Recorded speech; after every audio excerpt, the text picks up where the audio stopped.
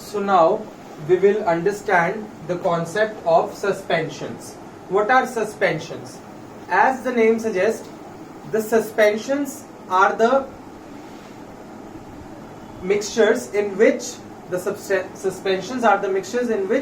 the particles are suspended in the medium. Suspension means to suspend. If we talk about the particles of suspension, there is a medium in which the particles remain suspended. The particles of the solute remains suspended in the means they just like they are hanging in the medium, suspended in the medium. They do not settle down as in case of true solutions.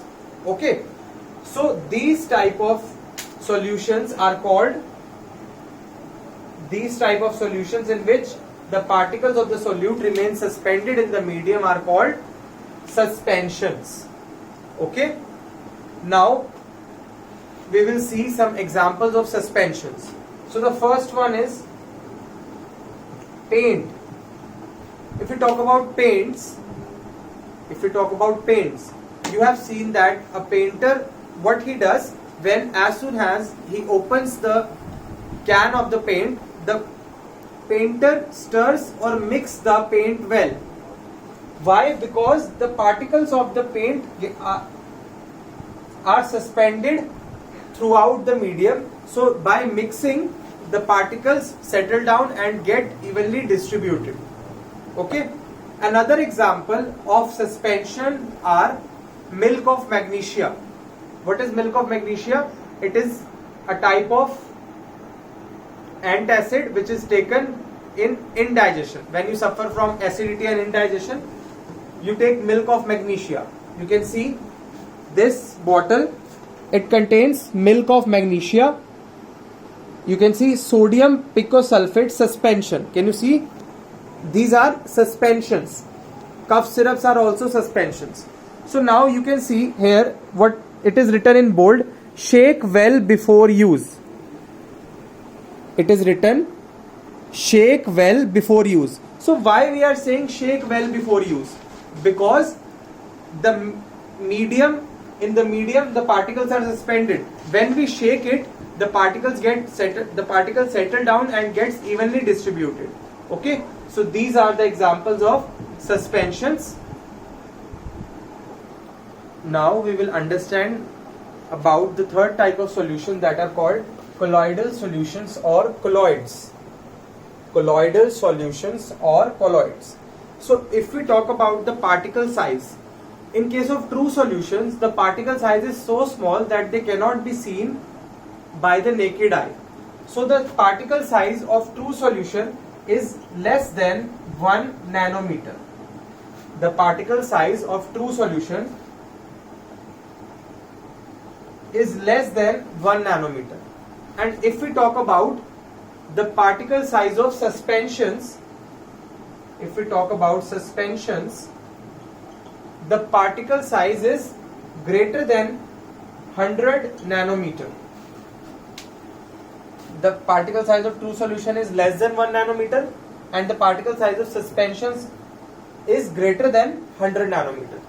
So the solutions whose particle size lie between the range of 1 nanometer and 100 nanometer.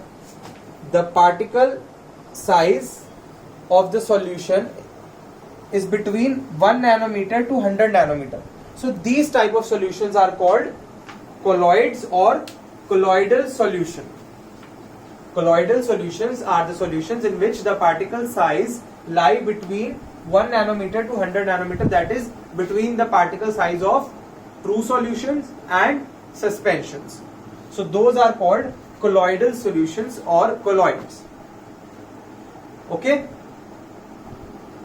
Now, as the particle size of colloids lie between that of true solutions and suspension, so the particles of colloidal solution shows some properties. The first one is the Tyndall effect.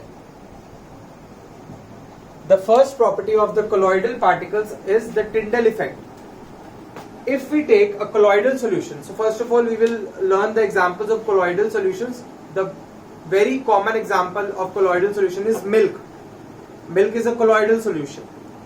Fog, smoke, jellies, gemstones. Gemstones means ruby, diamond, panna, hira.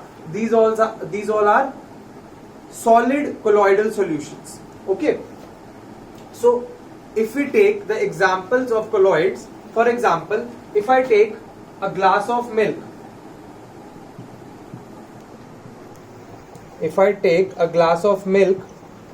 when the particles of milk, the size of the, as it is a colloid, the size of the particles of milk lie between 1 nanometer to 100 nanometer.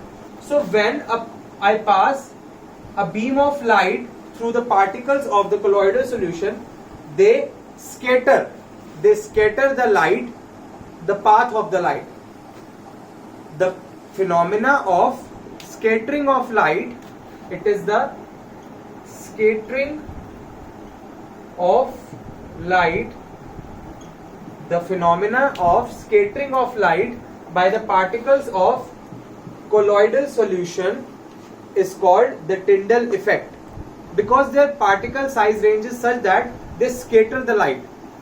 So this is called Tyndall effect. The colloidal particles show Tyndall effect. If we talk about true solution, the particle size is so small that true solutions do not show Tyndall effect.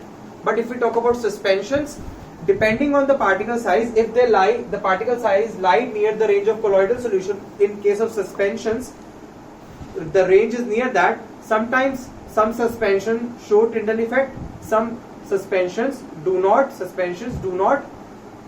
shows Tyndall effect. But colloidal solution, the particles of colloidal solutions always shows Tyndall effect.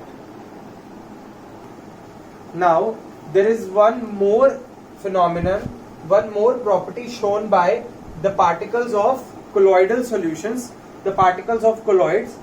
This property is called Brownian movement. This property is called Brownian movement. So what is this? If we look at the particles of colloidal solution under a microscope, if for example these are the particles of colloidal solution, they show a zigzag movement. They show a zigzag movement, zigzag, like a zigzag pattern. They show a zigzag movement. This phenomenon of colloidal particles, their movement in a zigzag pattern, is known as Brownian movement. Okay, what is Brownian movement? The zigzag movement of the colloidal particles in the colloidal solution is known as Brownian movement. The colloidal solutions, the particles of the colloidal solution shows the Brownian movement. Okay, if we talk about true solution, they do not show any Brownian movement because the particle size is too small. And if we talk about suspensions, they very less suspension show Brownian movement. Most of the suspensions do not show Brownian movement. Okay, so only the colloidal particles in general show the Brownian movement, that is the zigzag movement of the colloidal particles in the colloidal solution. If we talk about the examples of colloids, we have milk, we have gemstones, as I have already told you, we have smoke, fog, clouds,